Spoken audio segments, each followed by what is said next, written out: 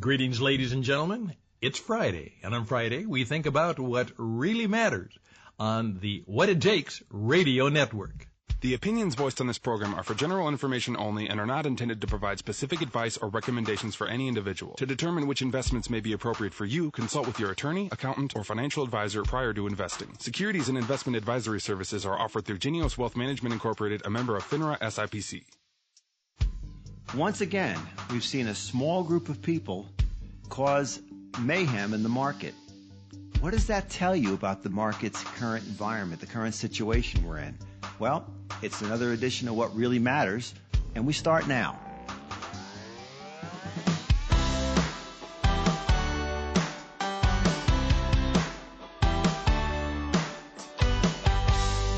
And welcome to What Really Matters. This is your host, Peter McClellan. And once again, joined by Jeff Hybiak of Strategic Equity Management. And Jeff is somebody, as many of you know, who's very attuned to what's going on with the market. And Jeff, the bottom line, what you're seeing right now, and I guess our header there is really referring back to what happened on Wednesday when about 1 o'clock Central Time, Janet Yellen was saying how they're not gonna be quite as accommodating and maybe pulling that proverbial punch bowl away and no longer injecting money into the banks and maybe coming back out, unwinding, as you say. So, what's your take on it, Jeff? You've got a feeling that investors are acting more like speculators right now than they are really investors. What do you mean by that? Yeah, I mean, and you go back to it, and it wasn't even that Janet Yellen said it on Wednesday. It was the minutes from their meeting 2 or 3 weeks before that were released. And the minutes, if you've ever read them, they don't really get into many of the issues. It just summarizes them like minutes of any board meeting would do. And the thing that grabbed the market participants' eyes was that there was a long discussion about the appropriateness of unwinding the Federal Reserve's balance sheet. So for those of you that are just, tuning in, it's basically talking about trying to figure out a way to start selling the things that they bought under quantitative easing 1, 2, and 3 that totaled up to about $4.1 trillion that the Fed is holding. Wow. To put that in perspective, before the financial crisis, the Fed's balance sheet was $100 billion. So wow. This is something the Fed has never had to handle. The total is $1.7 trillion of mortgage-backed securities and $2.4 trillion of treasury bonds that the Federal Reserve has purchased over the last 8 or 9 years from the Wall Street banks.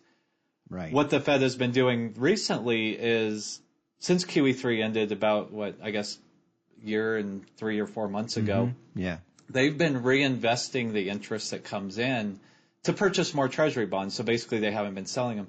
Well, now what they're talking about doing is just not reinvesting those dividends and letting the bonds mature as they come off. And then the market panicked. It lost over 1% from its high. CNBC reported it was the worst intraday sell-off from the high to the low in 14 months. And then you just go back to, 2 weeks ago we talked about how 26 people broke the market. And that was the Freedom Caucus fighting Donald Trump's healthcare agenda. Right. And now we have 12 members of the Federal Reserve that broke the market. It's insanity what's happening in the market right now, that one really minor news event can cause so many people to panic. It just tells me the market is not very stable right now, and it's not in good hands. Wow. Not in good hands, meaning that it's in the hands of people who've maybe bought in late and are somewhat, maybe unrealistically hoping for some super gains that are about to materialize. Looking back at maybe some of the stock portfolios that did so well last year, but again, that's you can't rewind the clock. Just because something did well last year doesn't mean it's going to happen this year.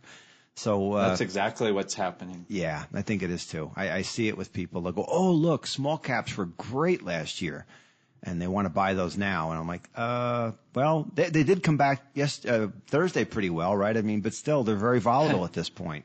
Yeah, they're barely up for the year, so it's exactly what we see, and you and I have seen it time and time again, where people look at what has done well recently and they think it's going to continue. Yep. So feeling like they missed out, they jump into that thing. And then so what happens is because they weren't truly investing, they were just speculating. Yeah. When something goes wrong, they panic and they just look for the exits. Yep. And if you don't have enough investors in the market or in a sector or a stock, you have nobody ready to step in and buy more. Yeah. And that's exactly what we saw happening. And I don't know how this is going to all end up. Like I said, before we were going on the air, the Fed has talked about doing this for 3 years, so it's not a surprise. No, the economy's doing relatively well. Yeah.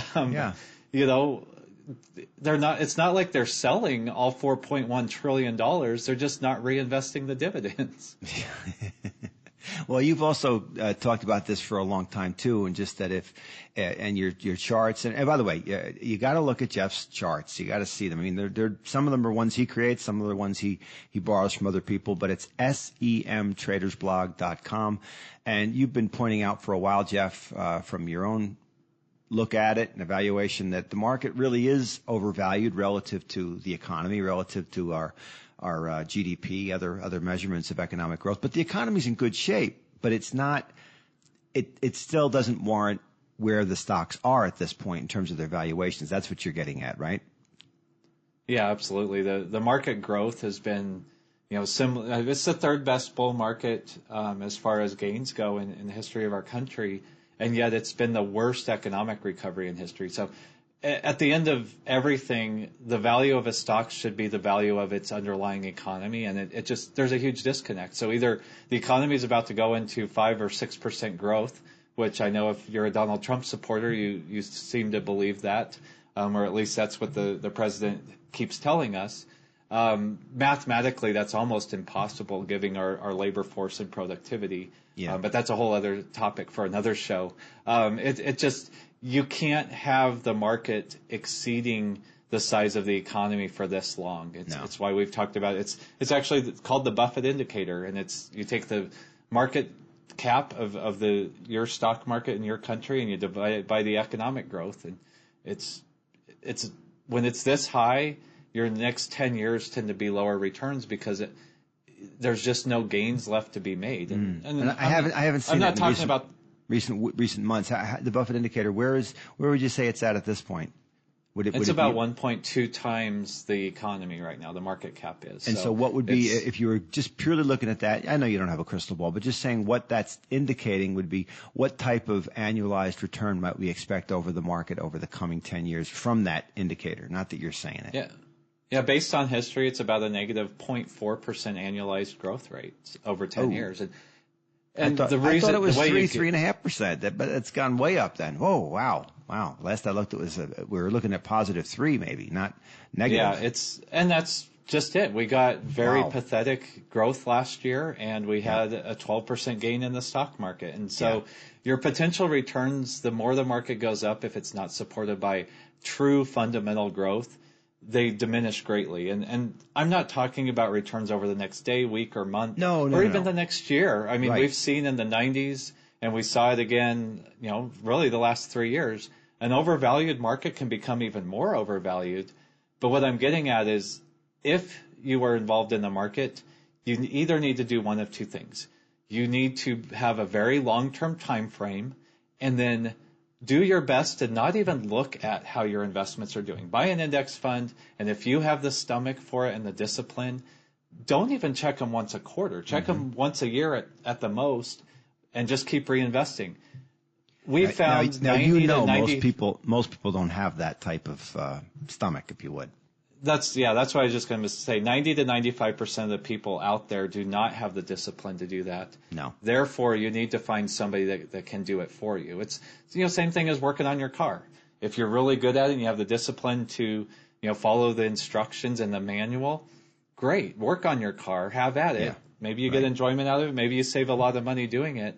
But if you don't, get it into a mechanic who is trained to do that. And it's the same way with your investments. Yeah, it is. It is, and it's sadly, I think, I not to get too negative in this, but I think the financial press has beaten it into investors' heads that everything should be free or just about free, and the reality is I think they've created a lot of foolishness out there that, everybody knows what the cost should be, but they don't know the value of anything. And that's a dangerous place to be, because I'm convinced the value of not having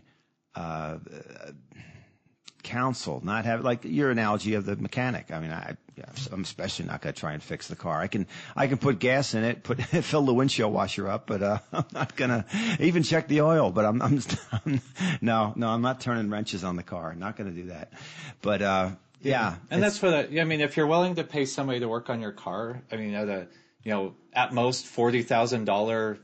I don't like to call it an investment, but in this analogy, a $40,000 investment. Yeah. You'll pay somebody to take care of that, but if you have a $400,000 investment in an IRA, or if that's your only money you have to live on in retirement, right, to try to do the cheapest thing possible is just, it's gambling. And that we see this every bull market where I know. The more it goes up, the less people think that they should pay for anything, the more they think they could do it on their own. Yep. And like I said, there's some people that are great at it and have the discipline. Absolutely. And I encourage it. Yeah. But for those who don't, I just tell them, they got to get some professional help, because when you get a panic like yesterday, I mean, our systems weren't panicking. They just said, oh, this is a non-event. But yet I know people out there that were selling. Yeah. And they don't know why it's going down. They don't know the idiocy of the market reacting the way it did. And people sell and you get sucked into it. And that's what we're trying to prevent with people, is just save them from having those emotional reactions so that they can stay invested at the right times and make enough money to retire on and not give it all up. Yeah. And then all of a sudden have a car that's worthless because you tinkered around with it too much.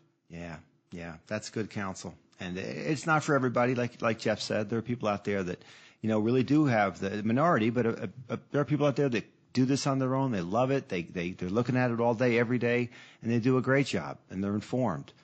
Most people don't have that level of, first of all, the gumption, the stomach for it, and nor do most people have the time or, frankly, even the interest. I mean, they'd like, everybody says, yeah, we want to make as much money as we can, but they don't want the risk associated with trying to swing for the fences. So if you haven't explored the value or the merits of active money management, I'd encourage you to go to Jeff's website. You can certainly look us up here if you're in the Minnesota area, the 401k Latte Company. But it is something that is going to take place. I had somebody tell me this the other day. They'd heard somebody talking about the J.P. Morgan guide, the guide to investing. At page 4, it shows this market that's gone up, 230+% in 8 years. And the closing comment from the person at J.P. Morgan was, when we see this type of bubble, it normally ends pretty harshly, something along those lines. And I'm not predicting that. He's just saying it would be unusual that we'd see a gradual bear market from these types of heights, because, as Jeff said, the market is unfortunately in the hands of a lot of people who have jumped in at the end and trying to capitalize on it, thinking that they're going to know when to get out. And I'm sure it was yesterday or Wednesday. Anyway, like we said, Jeff, at the 401k Latte Company, we have a tagline, and we think it applies to most people. And that tagline is, invest in a conversation. And do it soon. You've been listening to What Really Matters with Peter McClellan, a chartered financial consultant with the 401k Latte Company in Lakeville, Minnesota. For a no-cost consultation or second opinion of financial issues, call us at 952-882-0400. That's 952-882-0400. Or visit us online at 401klatte.com. That's 401klatte.com. We want to remind you to invest in a conversation.